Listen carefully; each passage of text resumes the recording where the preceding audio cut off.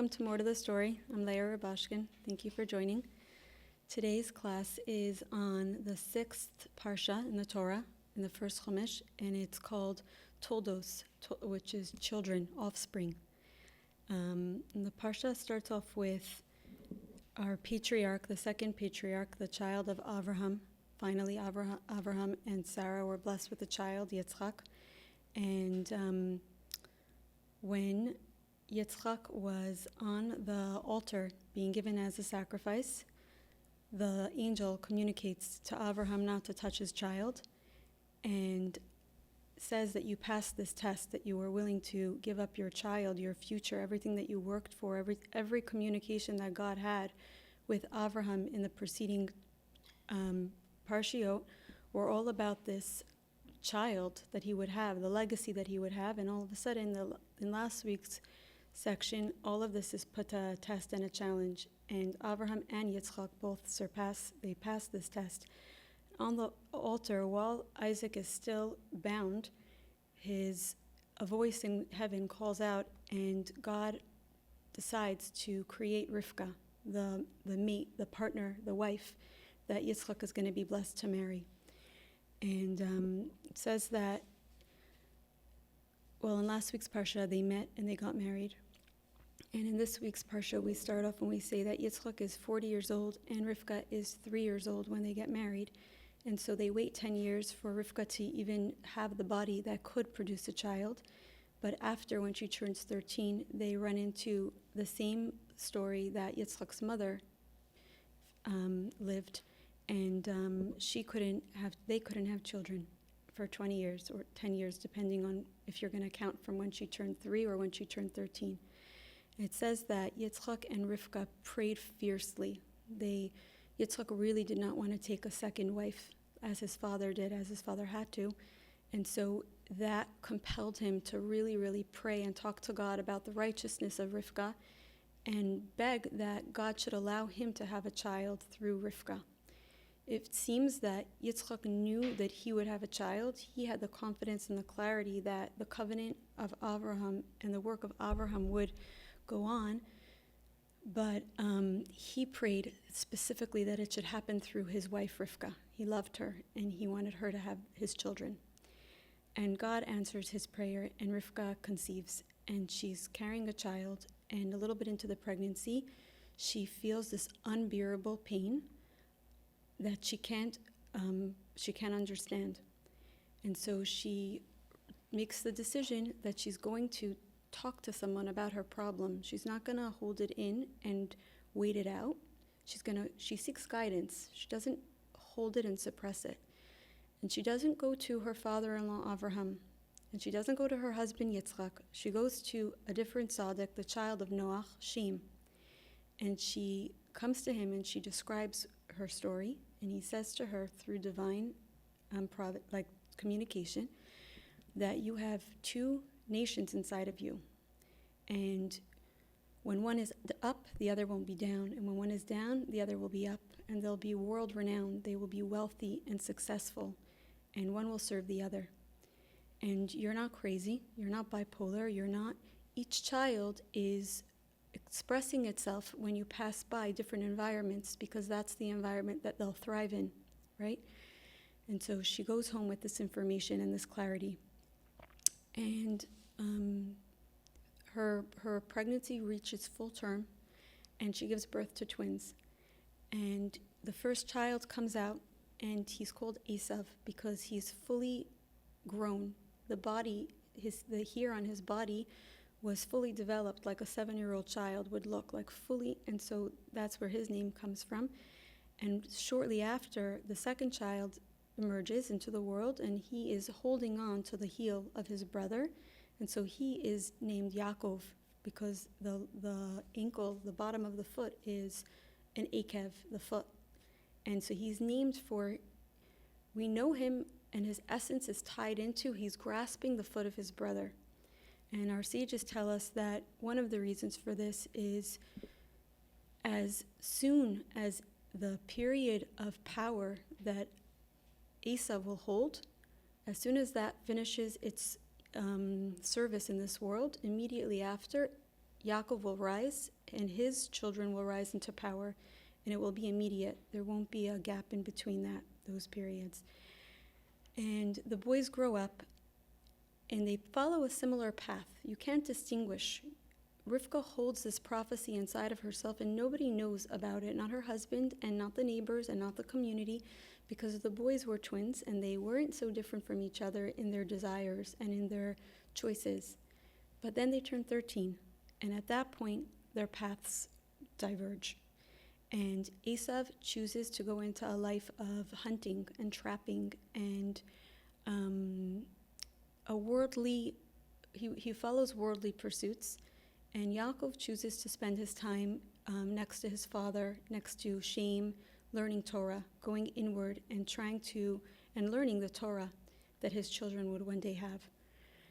And when the boys grow up, and one day Esav comes into the kitchen, and he had just finished hunting and gathering, and he was tired. It's hard work to use all of those instincts to trap an animal. And he sees his brother is stirring a pot or cooking red lentil stew. And the reason for this is that Avraham had just passed away that day, and Yaakov was preparing for his father mourner's food. And Esav says to him, "I'm starving, give me this food." And Yaakov says to him, "If you sell to me the birthrights as what you would have inherited as the oldest, if you sell that to me, I will give this to you." And the Torah records Esav's words as, "Anyways, soon I'll die. One day I'll die. What do I need birthrights? What do I need a future? What do I need inheritance? Life is happening here. Life is happening now. Let me enjoy the moment." And he tells his brother, "The birthright is yours." And he pours the food down his throat and he leaves. After that, it says that there's a famine in the land of Israel. And Yitzchak thinks that it's time for him to follow in the path of his father. When his father was faced with this predicament, his father went down to Egypt. And so he's preparing himself to make a journey. And Hashem comes to him and says to him, "You won't be following in your father's path. You opened a new portal that's going to be your journey, your life's journey, and that doesn't include you going out of the land of Israel. Your entire life you will be in Israel, and you never have to leave here. I will take care of you in this land." And Hashem tells him it's okay for him to go settle in Gerar, the land of Gerar, where Avimelech is the king. That actually is the second location that his parents did spend time in, and it was in that area that his mother Sarah was abducted, and where ultimately God answered Sarah and Abraham, and Yitzchak was conceived in that land. And so now, as a married husband with his children, he's being called back to that place, to that part of the world. And he comes to Gerar, and this parsha is different from the others in that his wife is not abducted. She's beautiful and she's not taken. But they hold this understanding that if people ask who they are, they say, "We're siblings. This is my sister." And one day, Avimelech is looking outside of his window, and he sees Yitzchak and Rivka through his window being intimate with each other. And he flies into a rage, and he calls for Yitzchak, and he says to him, "How do you deceive me like this? How do you lie to me? You could have caused the death of me. You could have caused harm to my people. Why would you do something like this?" And Yitzchak says, I was afraid for my life. I was afraid that you would do to me what others have done when they've wanted a beautiful woman. And it says that Avimelech makes a decree and an edict. He sends a message throughout his land that no one is to touch Rivka or Yitzchak. And when I was reading this, I was sensing like this story is different than this parsha is different than the last parshios, where finally we have a Jewish woman, a Jewish matriarch, and she's not abducted, right? We're like one step away from the depth of darkness that we had to endure in the first chapter. And the second thing that came to me was in the merit of Yitzchak and Rivka and their holiness and their purity, they caused that the morale, the level of godliness in that land to be raised up, where the king now says, this is a married man, this is a married woman, don't get in their way.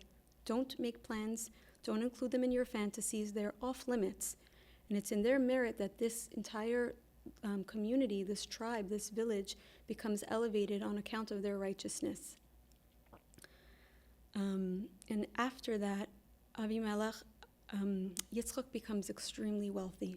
He plants a field and he's meticulous in how much he planted because he wants to be very careful to give the correct meiser, the tithing that's required from his growth. And he is so wealthy that eventually his wealth exceeds the king's. And the king feels embarrassed by having a man wealthier than him, and he says to him, leave, like, you're not wanted here. His jealousy and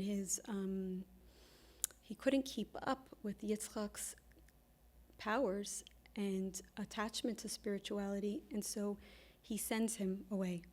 But before he does that, there's a few psukim that talk about the servants of Avimelech going and dumping rock and soil into wells. The wells that Avraham had dug when he had been there previously, the servants go and they stop them up. And this happens a few times, and then the Torah tells us that he moved to a valley, Yitzchak moved to a valley, and he dug a well. And finally, after a few times, they don't come and bother him, and this well actually, they reach water, like from the spring water from the ground, right? He's successful in yielding produce and effort, he's being blessed and being matched with his journey. The journey that I'm sensing was where he was being blessed was where Avraham had a soul's mission of spreading light and of teaching people and inspiring the masses. Yitzchak, when God told him, you're not going to Egypt, you're going to have a different mission and a different job, Yitzchak understood that his mission was going to be to go inward, to dig within himself, and to refine himself, and to turn inward. And after he finally produces a well that has spring water in it, he moves back to Be'er Sheva, where he had come from. And when he's there, he builds an altar and he sacrifices to God, and God comes to him and renews his promises and tells him that the promises that he promised to Avraham are going to stand by him as well.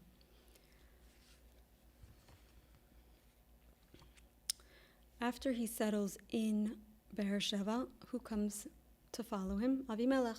Avimelech comes with a group of men, and they say, we are here to renew the peace treaty. We acted lovingly towards you, and so we want to renew the covenant that we made with your father. And Yitzchak says to them, why have you come to me, seeing that you hate me? Therefore you sent me away. And they reply, we see that Hashem is with you. Please renew this oath. We won't do harm to you, and you don't do harm to us. And ultimately, Yitzchak agrees, and he prepares a feast for them, because that's the way you celebrate an oath and you acknowledge friendship. And they eat bread and wine together. What was interesting for me was when I was reading these psukim so closely, I saw Yitzchak's strength. In my childhood mind, for me, like you say Yitzchak's name, and I think the Akedah, the sacrifice.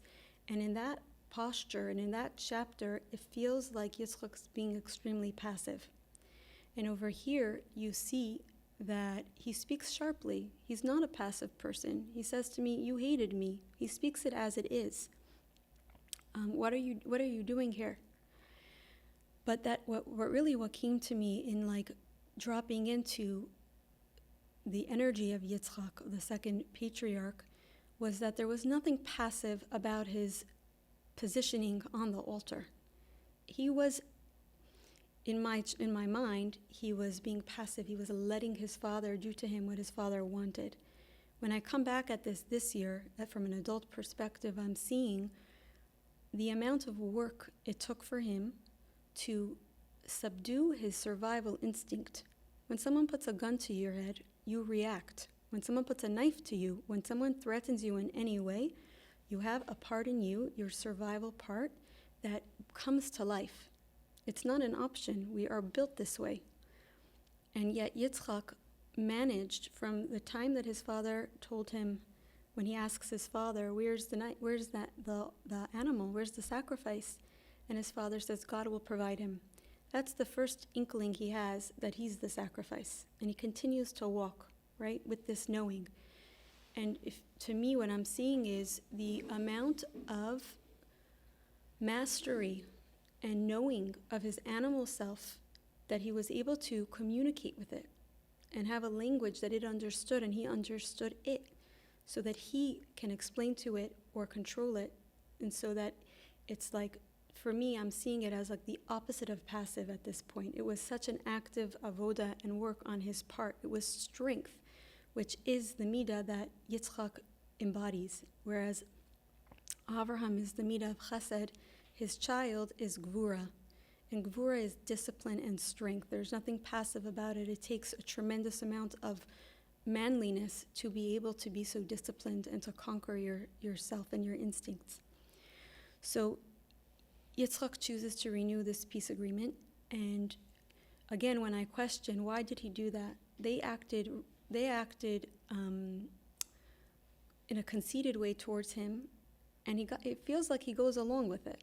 And he renews it for a second generation, but they haven't kept up their side of the bargain. They came and poured soil and sent him away. So why are the Jews the ones to make peace again and to renew this treaty, especially with the clarity of, you hate me, you're hurting me? And the pasuk says that right after this happened and the guests leave, his servants come to him and they report to him, the well that you started to dig, today we reached water, today we reached the earth, which again is symbolic, like the Baal Shem Tov teaches, whenever you encounter water, it's a sign of blessing, right? It's a sign of God's approval, of like you are being taken care of, you have sustenance, you have what to live by. There's,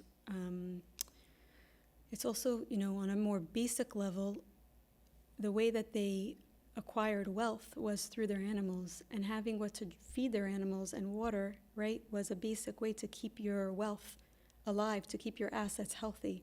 And so here you see God blessing him materially for his choices and his decisions. Okay, and now we get to the highlight of this parsha, where Yitzchak is 5 years before the age where his mother passed away, and his eyes are growing dim and he's getting old. And so he calls his son Esav in, and he says to him, my soul is going to depart, and before it does, I wanted to bless you. So go and prepare for me food that I love, food that I enjoy. And after my body and my physicality is so taken care of, it won't make any demands of my soul, and my soul will be able to shine and bless you in all its glory.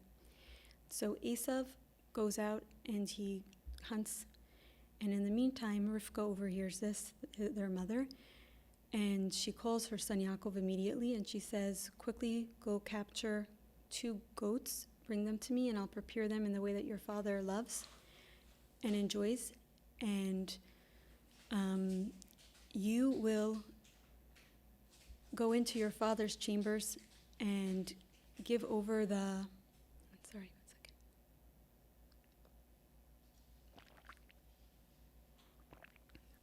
You'll serve your father this food, and you'll receive the blessings from your father. And Yaakov doesn't want to, and he's afraid. And he says to his mother, but I don't look anything like him. I'm me. And his mother says, don't worry, we'll put you in the goat's skin, we'll put around your neck, and the garments we'll put on, the garments of your brother Esav that he leaves with me. And he does not want to. And his mother says to him, he says, I'll be made into a mockery by my father. I'll embarrass myself. And Rivka says to him, if it comes to that, I take upon myself the mockery and the curse and whatever comes. And when you sit with that, to me, I sense her confidence in this is what has to happen, and also nothing bad will happen because of this. She, in this moment of her husband's about to die and the future, he's literally choosing how the future is going to play itself out. And it's happening in her husband's chambers under her roof. And she is the key player in deciding which way the world is going to look. And what does she do? Her husband has the clarity and the vision that it's supposed to go to Esav, and she senses something's off here. She has been watching Esav and seeing different sides of him that her husband had not been privy to. And she goes back to the original prophecy she receives under shame, right? When she was in so much discomfort. And she says, she goes back there and she replays the words. And she has the clarity of when one brother will be high, the other will be low. One will be renowned, and when she sees these words, and she has the clarity that the material wealth that Yitzchak would like to bless his child with now cannot go to Esav. He is not ready for it. It needs to go to someone who is not so quick to make decisions and so living for the moment, right? Wealth and the ability to carry the energy that wealth is, that abundance is, needs a vessel. It needs a proper vessel to channel it in an appropriate way so the world can go on and so that God can be in this world. And so she has that clarity, and so she's willing to take upon herself whatever will come her way. And Yaakov goes and prepares the food, and he enters into his father's chambers, and he has a dialogue with his father, and his father says to him, your voice is the voice of Yaakov, but your body is the body of Esav. And he senses something, right? He has a hesitation and a question, and Yaakov chooses his words, right? And he smells fragrances that are coming, and he makes the decision to bless Yaakov. And he gives over 10 blessings that are all around materialism and physical wealth and abundance. Yaakov receives these blessings and he leaves. And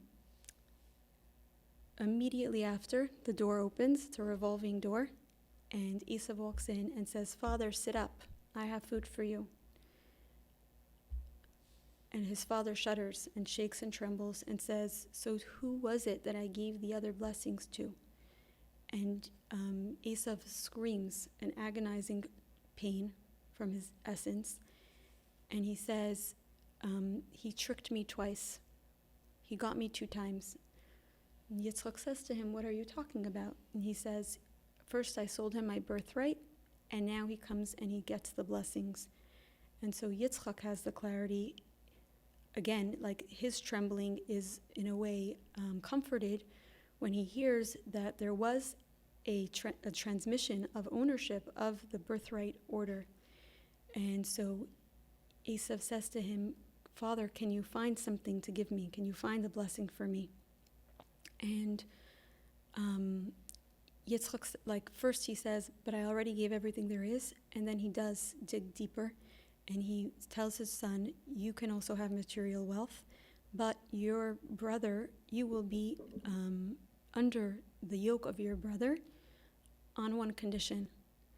When your brother and his children are loyal to the covenant of Abraham, they will have power over you and you will serve them. You will be there to support them and their vision of the covenant that Abraham started. But when they're not loyal to that covenant and they don't need your support, you can have power over them. And Esav takes these blessings and he leaves, and he has a thought. I'm going to murder my brother Yaakov. And Rivka hears this prophetically inside of herself. And she calls Yaakov in and she says, your brother wants to kill you, and you go to my brother Lavan in Padan Aram, and I'll call you back when it's a safe time for you to come here. And then she goes to her husband Yitzchak, and she says to him, if our son Yaakov marries a woman from these lands, what's my life worth? Why do I need to go on living, and what was it all for? And so Yitzchak tells his son, go to your uncle, like your mother told you. And at that point, before he leaves, he says, go marry a woman from there. And he passes on the blessings that Abraham gave to him, the covenant, the blessings of the land of Israel and of the Jewish people being as great as the stars and the sand, right? And it was interesting for me to see the two sets of blessings. The blessings of materialism were given under trickery. They were given with deception. The blessings of the covenant of Abraham were given with complete soberness, right? Yitzchak knows that he's sending his son Yaakov. He doesn't criticize him. He doesn't confront him. Why did you come and take what wasn't yours, right? He's sending his son off, and he's blessing him with the gift that he received from his father and mother. After years and years and years of work to enable him to be born, he goes and he literally passes on the baton to Yaakov. And Yaakov, the parsha ends with Yaakov leaving. And there's so much that I want to talk about, but I'm going to choose a few points here.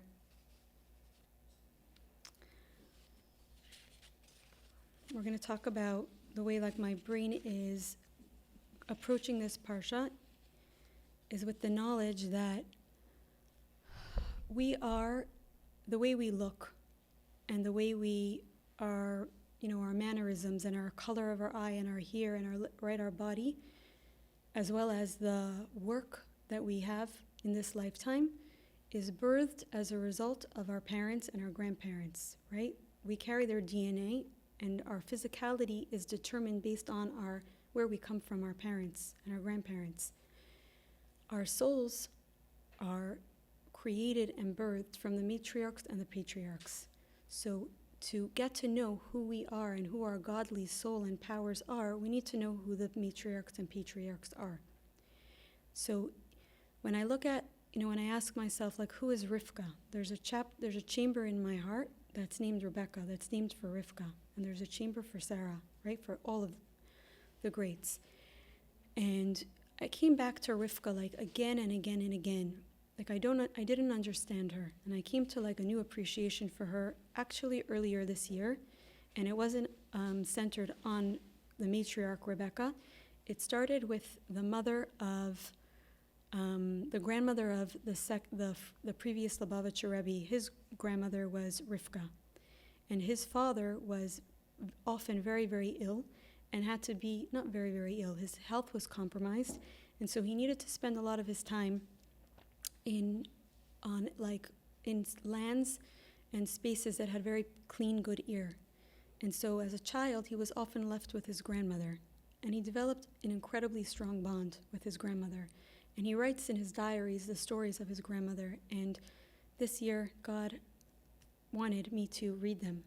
And so my brother-in-law handed me a book with all of the stories about this woman. With this, she was actually a Rebbetzin. She was married to a Chabad Rebbe. So my curiosity over who is Rebecca, who is Rivka, started a few months ago.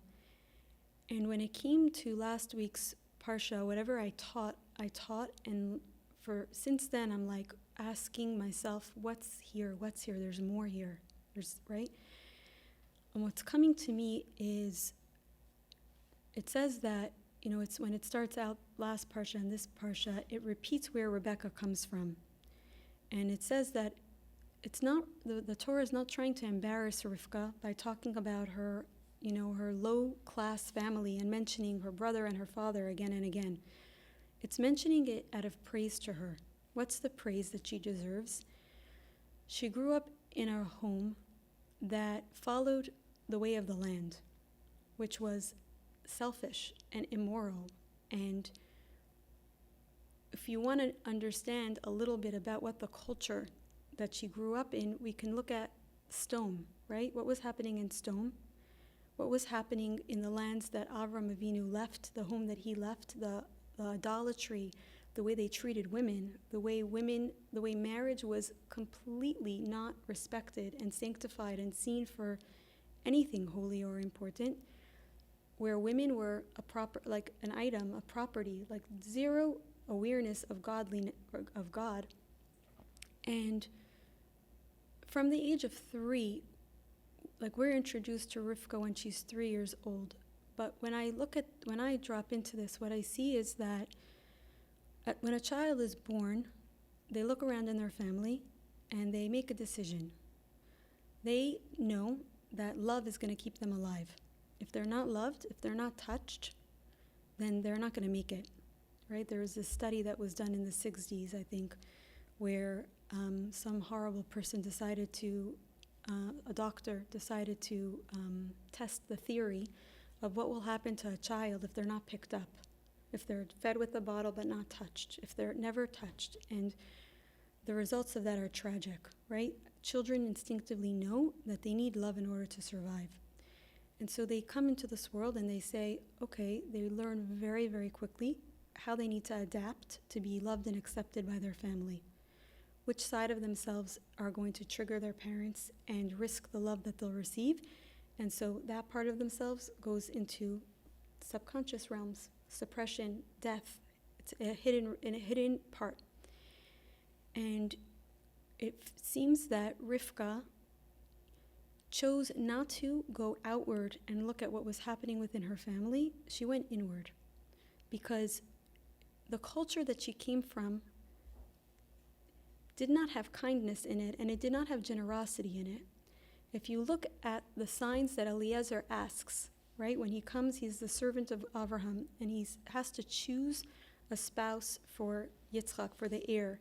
And he says, may this woman be sensitive and kind and generous. Those are like an anomaly. That was everything that Abraham stood for, and he was the only one. It was him against the world.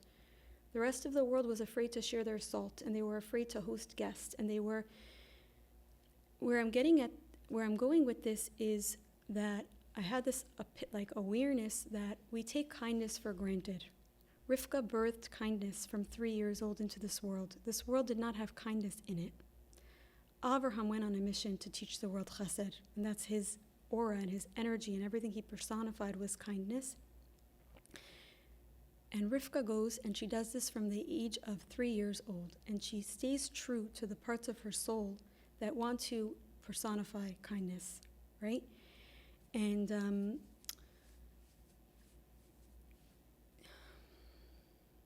for me, it's very, I'm still working through it. I haven't come to full conclusions, but I think that knowing that kindness was something that a human being chose to stay true to be loyal to hold steady inside of her portal and pass that on to her children and the next generation is very, very sobering for me. We don't take kindness for granted because it wasn't a given fact that the world would have kindness until this woman came and chose to stay with it, right, until she passes it on. And then I go into, Rivka's name. Where does her name come from? And my sister-in-law gave a class on this, and she shared that the letters Resh, Beis, Kuf, that the shoresh, the root word of Rebecca's name, I don't know if it's pronounced Revek or Ravak, I don't know the nakudos for it, but the meaning of it is to tie firmly, to bind, to secure, and to fasten, right? And while her husband is literally bound on the altar, she is born, and her name personifies the meaning of to bind. And the reason for this is that she was the portal that would give birth to children who would have to be bound together, right? We know that we'll enter or we'll experience a messianic realm of existence when the two brothers, when these two twins are going to be bound together and they're going to make peace with each other. When the gifts of one will support the gifts of the other and vice versa, when they're tied together and bound, which was, she's the mother of that. She gave birth to that. another part of Rivka like that really blew me is my understanding is that before we come into this world, we choose our soul's mission. We see a snapshot of it, or we're asked, can we go on this mission for God? Can we be a part of the Jewish nation and the world's existence and complete a mission centered around this? And so when I look at Rivka and I see that she chose a mission which would give birth to Esav, she allowed dark and light to manifest from her portal and play itself out in the world. And the gift that is that she literally showed us what's happening inside of ourselves. It took, I don't know how many centuries later, for the Alter Rebbe, the first Chabad Rebbe, to come and write a Tanya and tell us that we're not crazy. We have two souls inside. We have an Esav and we have a Yaakov.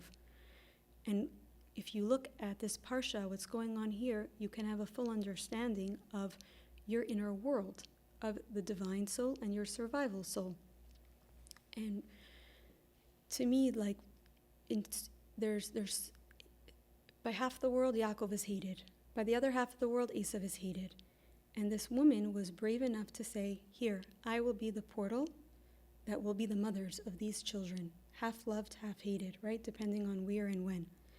And the gift that she gave us to be willing to show us what our inner world is like. And then from there, I'm going to go into, I spoke a little bit about Yitzchak. I'll just add that it was interesting to note that Yitzchak enjoyed good wine and good food, right? He was the perfect patriarch. He was holy in all ways, and his holiness included pleasure, physicality, love with his wife, enjoyment of this world. There wasn't, there are schools of thought that say that holiness means being above worldly pleasures. But Yitzchak had such mastery over his animal soul that he was really, really able to be present and enjoy the physical world that God gave him. And then I'm going to move on to Esav, which is, there's so much to say.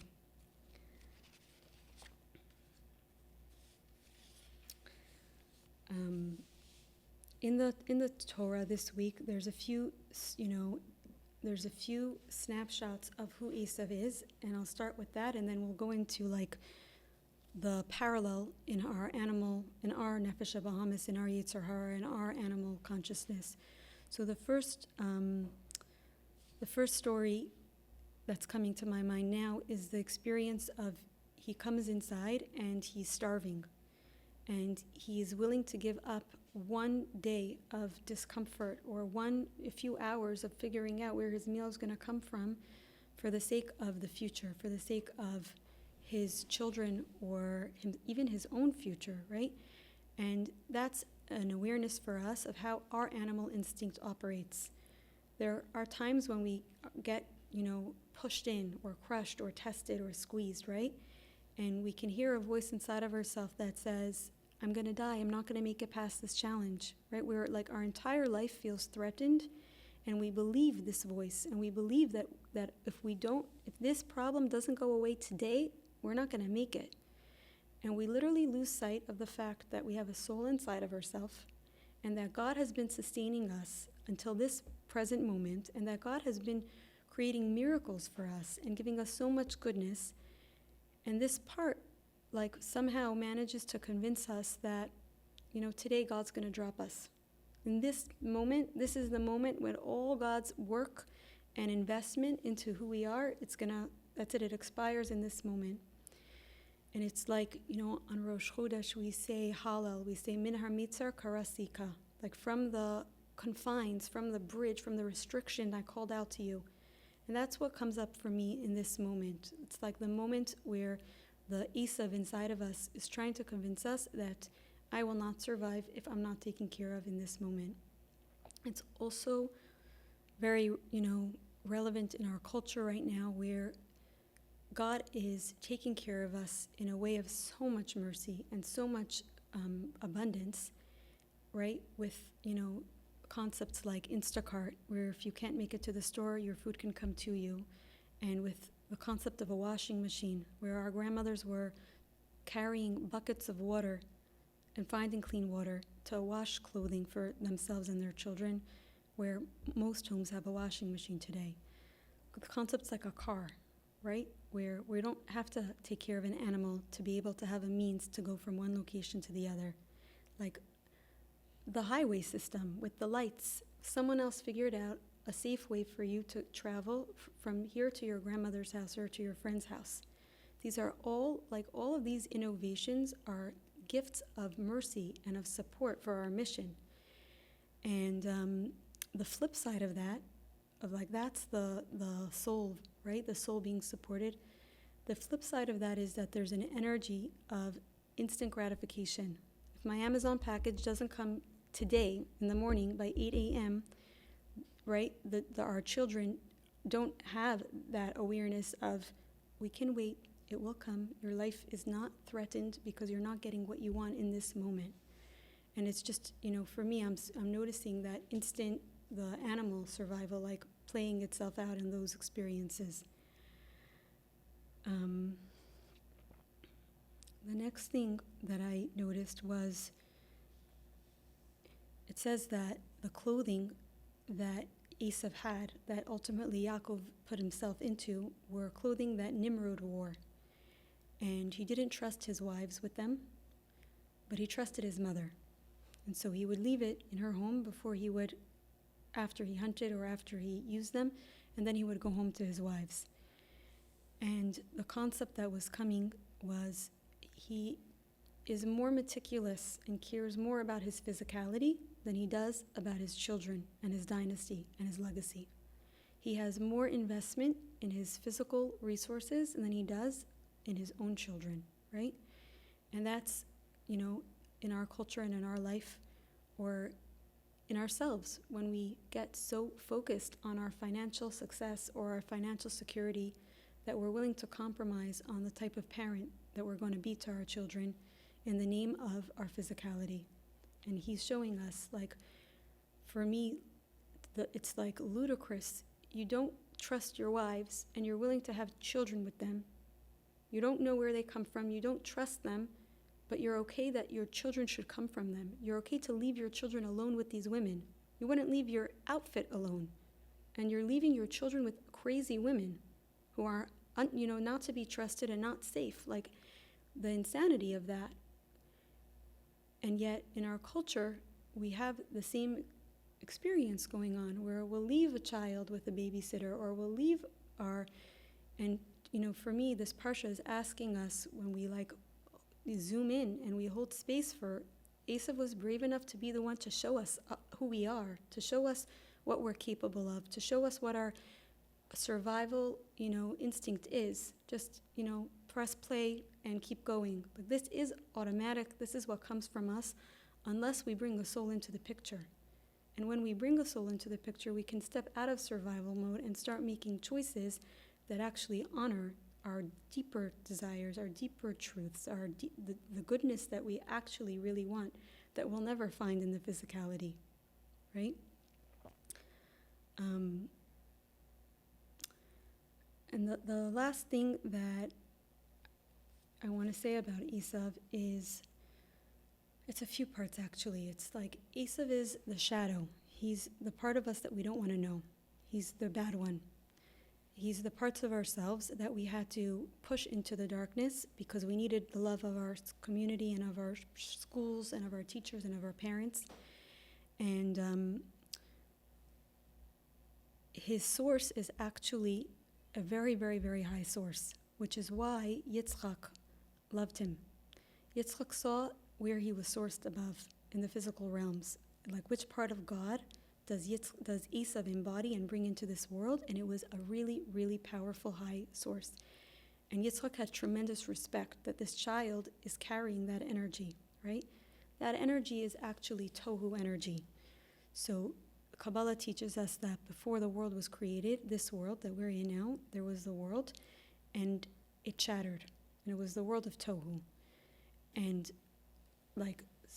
sparks, you can imagine it like glass shards fell from the world of Tohu, and they fell down, down, down into this world, and even below this world, into like the sub-dark realms of this world. And that's Esav, right? Esav comes from that place, and he fell, because as high as the high is, that's how low the low goes.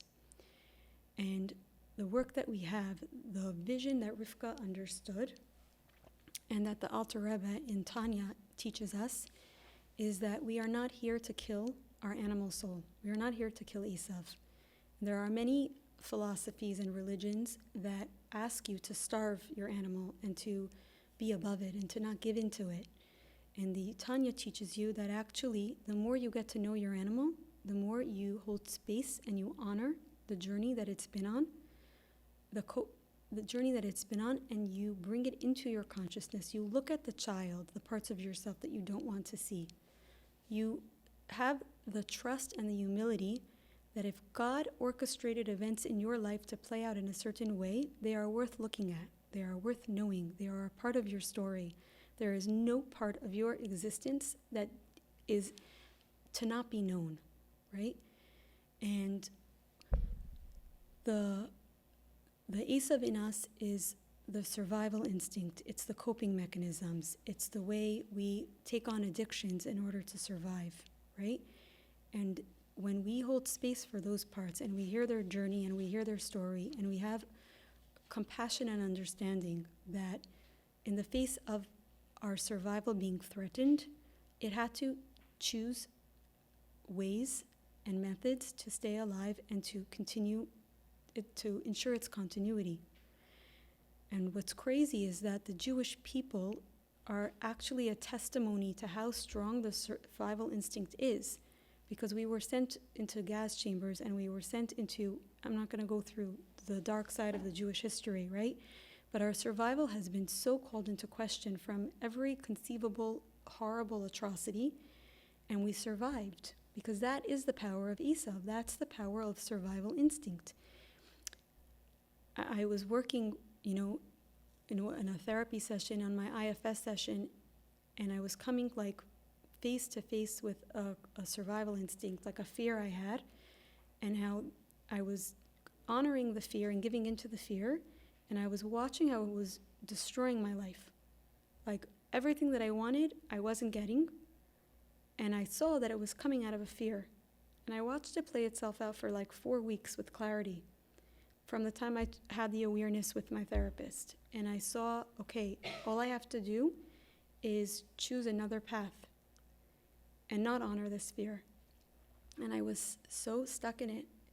And by the 4th week, I don't know if it was exactly 4 weeks, I know it was a long period of time, I came to the knowing of, oh my God, their survival instincts are stronger than steel. It's not just an expression we say that our survival instincts are strong. I literally watched myself destroying my life, giving into the survival instinct, and I was filled with this awe, like literally with this awe, like this had to happen just for me to appreciate. We think that our soul is strong. Our human self is stronger than our soul, which is, I don't know if it's stronger than our soul, but it's just as strong, which is why Rivka had the understanding that this tohu energy of our animal instinct, of our Esav, has to work together with Yaakov, right? When the soul will be able to be safe inside of the animal, be held by the animal, and they'll be harnessed together, her name, tying them together, that's when we're going to have all the power in the world working together for the same goal and none fighting each other and threatened. But what was also very interesting is that sexuality is tohu energy, right? And the idea that we're trying to achieve here is we take tohu energy and we bring it into tikkun, into the world of tikkun. This world is the world of tikkun. We are trying to take this larger-than-life creative force and energy and bring it down to the world after we have prepared a vessel for it, right? When you bring something like a volcano, moving waters shooting out, and you have nowhere for it to go, it can take over your entire life. It could destroy you. You have this great power in your home, Where is it going? Where are you channeling it? It's going to take over your children. It's going to take over your... And so Yaakov goes first, and he is the one that's given the responsibility to create vessels that could hold wealth. And once he achieves that, and he creates this world of tikkun, then we can go and we can bring Esav into that.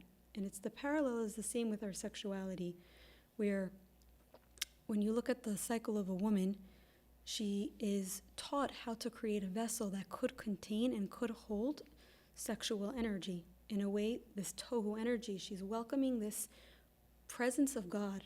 It's full creative power and passion. It's literally giving God a channel through her marriage, through her union, for God to swim down into the world and have access to whatever he wants to create. It's creative energy, it's sexual energy.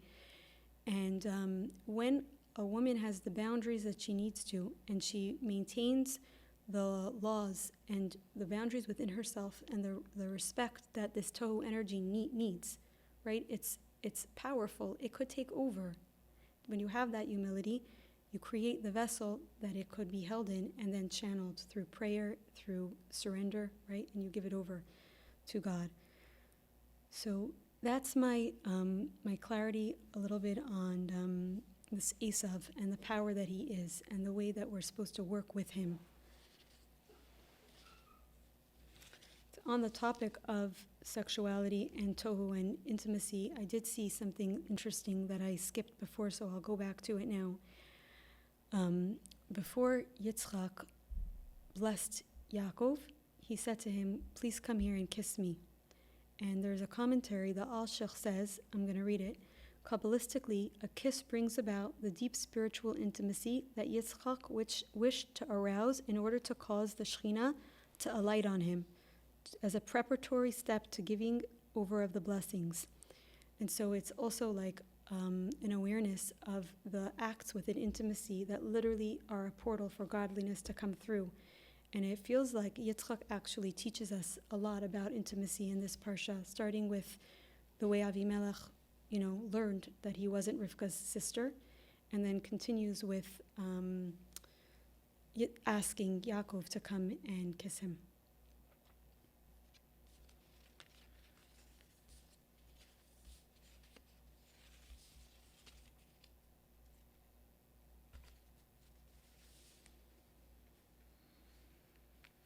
I have two more thoughts. So,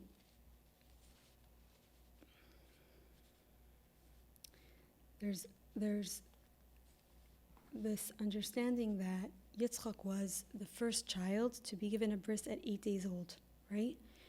And in doing that, he experienced entering the covenant of God, of Abraham, of sexuality, of how he would choose to use his sexual powers at a time when his brain could not understand it, right? His chachma, his bina, his das were not yet online. And in entering the covenant of God in a way that's beyond your intellect, you connect to God in a way that is beyond your human understanding, right? And one of the reasons that Rivka, one of the reasons why deception had to be used in order to pass on the material blessings, right, between Yaakov and Esav, had the question, that would come before this is, why couldn't Rivka go to her husband and say to her husband, honey, you haven't been seeing things very clearly. Esav has been raping women. He has been seducing women from their marriages. He has been trapping animals and living off of the joy of watching them being tortured. Let me tell you, your son is not the one that you can bless right now. It's amazing that you see him in his greatness and you see him for his potential, but in this world, that's not how it's manifesting. And she chooses a method where there's trickery.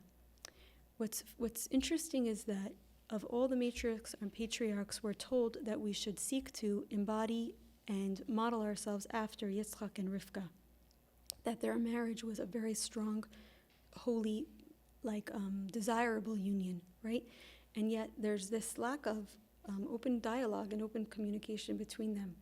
One of the reasons why Rivka couldn't have this open dialogue with her husband and share what she was seeing, what she was willing to risk her life for, what she had the perfect clarity about, was the awareness that Rivka had that when God wants something very, very powerful to enter this world, it has to happen in a way that's beyond our understanding. If we can understand it, it's no longer great.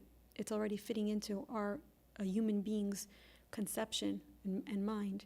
And so when a huge gift has to come through, it needs to be in a way of like above understanding and almost above consciousness. Like we don't even realize what we're doing when that happens. The other example we have of this is when Yehuda chooses to be intimate with Tamar, and at that point he thinks that she's a prostitute standing at the crossroads, and they are intimate. She knows what's happening, but he doesn't. And so the seed that's released through them ends up being the seed of Mashiach. Right? She gives birth to twins who carry the seed of Mashiach. And David HaMelech comes from that line. And so over here in this parsha, again, there's this like trickery, this conceit, this gray, murky area where the blessing can slip through because no one is privy and even aware of what they're actually doing. Doesn't fully settle in me, but I have the understanding that I don't understand. So that's I'll leave it at that. I wanted to share two more things before I close. And I'll say this point first. Earlier I mentioned how we're living in an era as a result of the work of our grandparents and our parents and our matriarchs, right? This chain. And all of their work and all of their refinement has brought us to a messianic state where we are supported in ways that we've never been supported before. From our cell phones being in office and getting things done, the efficiency we have, the way we live with plumbing and food, the way our kids are eating snacks. They're not eating food, they're eating snacks, right? That's the level of existence where we've attained through everybody's build up and work. And I had an experience where I was doing healing work, and I turned to the practitioner and I said, why does it have to be so hard? Like, why does it have to be so scary and so painful? And she said to me, Leah, the wells that Yitzchak dug lasted, but the wells that Abraham dug didn't. And she was telling me, Chesed didn't last, but gevurah did. When you have the imprint, you're like, what's the word? Like branded with a painful experience, it reaches your survival state. Even your survival instinct starts to learn how to operate with godliness and with mature thinking so that it doesn't have to face the pain again. And I said, I don't like that. I don't accept that. I don't like that. That's not Mashiach to me. We don't have to learn from gevurah and harshness, and I don't need to learn the lesson in such a painful way so I'll never forget it. That's not the reality I want to believe in. And I'm bringing this up in this parsha because it's the parsha of the wells being dug, and it's the parsha of Yitzchak and gevurah. My understanding of gevurah changed in the last 2 years since this experience happened. But I'm also bringing it up because I'm watching this question play itself out. Why do we have to learn from gevurah and from pain? What I'm seeing is that the way so many people enter higher consciousness and taking life seriously and not thinking that it's a party where we're here to just enjoy the day and YOLO and we only live once, really honoring that who they are, that they carry a soul inside, that they have a divine mission that nobody else in the world can do, that they brought children into this world who are hurting when they're not aligned with their mission. They took responsibility on themselves to be connected to their soul at the full power that they could be. And I'm watching that pain is the reason that so many of us show up to heal, to go inward. We are put to a challenge of, God forbid, our child is suffering and struggling, and so that's when we hire a therapist, or our marriage is in crisis mode, and so that's when we choose to go to breath work, or, right? Like, it reaches the point where we can't maintain our job and our life and our money and our with ease or with inner peace, and so that's when we choose to go inward and to take our mission more seriously. And I choose to believe that in an era of so much abundance, it's the era of shefa, it's abundance, right? With a mother supported that she could ask dinner to come to her home and cook it herself with Instacart, with all of these innovations.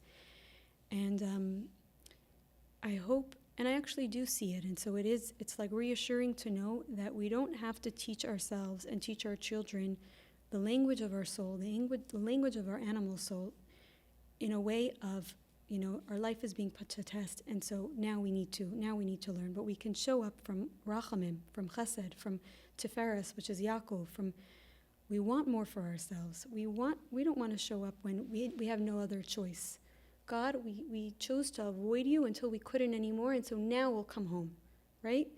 And everyone gets to make that decision for themselves and choose to, generate that energy to the world of there is a God, we have a mission, we are a piece of God, and we have a mission in this world. And this actually ties very well, like as women, I wrote these words down when I was communicating with my sister-in-law, so I'll read them. The gift of women is to bring it to life, whether it's the child or the experience in this world. To show, this was, this was written when I asked, like, why did Rivka have to use deception, right? And so what was happening? Rivka staged something. She staged a scene. So the gift of a woman is to bring it to life, to show Yitzchak a real-life description that he could learn from and sense. Once he saw Rivka's vision of Esav's body with Yaakov's voice inside of it, he had the clarity that the blessings could be held in a sanctified, holy, secure way in a vessel that looked like Esav's body, but Yaakov's voice, right? Women have the gift of being in this world, of understanding this world, whereas men have the gift of upper realms, of intellect, of philosophy, of Rivka, a woman, was needed to come and literally paint the scene in front of Yitzchak so he could see it for himself and not just envision it within his mind. And Rivka showed Yitzchak what two brothers working together will look like and what the future would need from these two boys. And the last thing, that was the last thing. What I realized when we were having technical difficulties here is that I usually like to start our class by saying that, we're stepping into an hour, a designated time of Torah and of women gathering and learning, and we get to choose where we want to pray and ask God to bless our learning, to bless the light that we generated. We have a choice with how we choose to spend our time, and when we step into a space of Torah and in connection and learning, we are becoming channels for a lot of holiness. So because healing is retroactive, you can, choose a moment now and take a moment of where you want to dedicate your time, your learning, your Torah. I'm going to dedicate this, the learning of today, to a friend of mine's son, and also to, the hostages, the bodies of the hostages who are not yet buried, that they should be able to experience a kosher burial so their families could heal and be comforted. And may the designated portal that you choose be answered and blessed. Thank you so much.